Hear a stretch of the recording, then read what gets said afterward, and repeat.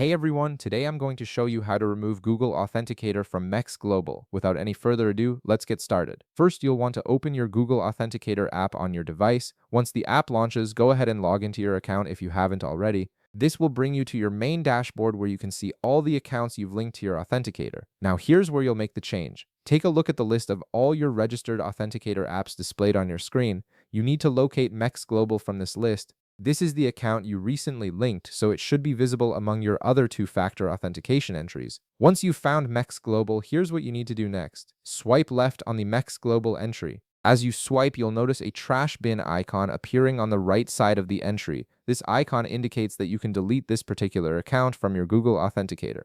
Keep swiping left until you fully reveal this trash bin icon and then continue the swipe action.